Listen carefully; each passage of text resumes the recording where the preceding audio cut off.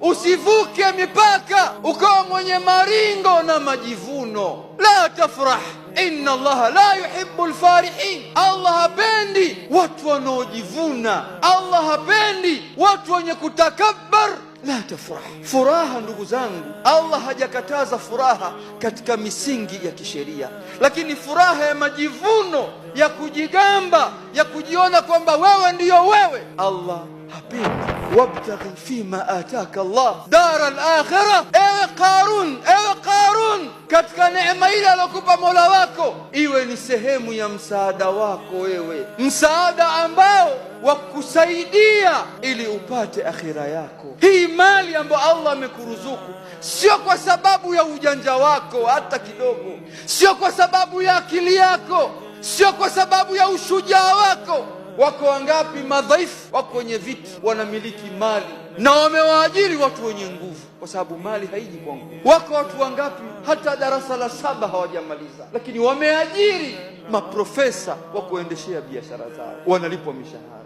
Mali haiji kwa nguvu wala haiji kwa akili, ni riziki ambayo Allah humpa anayemtaka. Katika yale neema alokuwa amekuruzuku Mola wako, ebu elekeza maisha yako kutafuta akhera yako. Dunia ni ya kupita. Wala tansa nasibaka minad dunya. Sawa, tafuta mali, lakini kwa ajili ya nasibu, sehemu ya maisha yako ya ulimwengu. Unataka kula, wataka kuvaa, wataka kuishi, hichi ambacho cha kufanya wewe utulize nafsi yako, hicho kitulize nacho. Nasibu minad dunia, kwa sababu mali yote unaoichuma wewe, hata kama unamiliki mali ya namna gani, umejenga majumba 10, una magari 30, una mashamba, una wanyama, una kadha, lakini siku malakul mauti anakutelemkia, ile sanda yako ya shuka 3 ndio utakaovingishwa nayo, wakakubeba wale ambao wenye kukubeba na kuingiza ndani ya mwanandani. Haya yote uliokuwa unayamiliki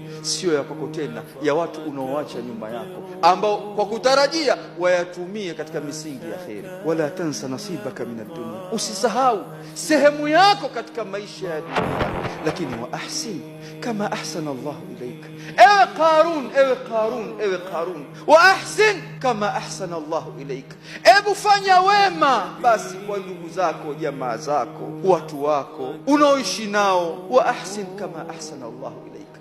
Ebu fanya wema, ihsani juu yao, kama ahsana Allahu ilaika, kama Allah alivyokuwa amekuneemesha wewe kakufanyia ihsani. Wangapi amewanyima kakupa wewe? Kumbuka neema hiyo. Kuna watu wameruzukiwa neema ya afya, kumbuka afya yako. Wako wangapi hawana afya? Wa ahsin kama ahsana Allahu ilaika. Ebu katika mali yako wakumbuke wale ambao wanyonge uliokuwa nao, ambao wanaokuzunguka.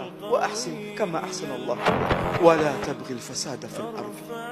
Katika mali uliopewa ewe Qarun, katika mali uliopewa na Allah, ihsani hiyo, wala tabghi alfasada fil ardhi, usifanye ufisadi katika ardhi kwa mali ile. Inna Allaha la yuhibbu almufsidin, Allah hapendi watu ambao wenye kufanya ufisadi.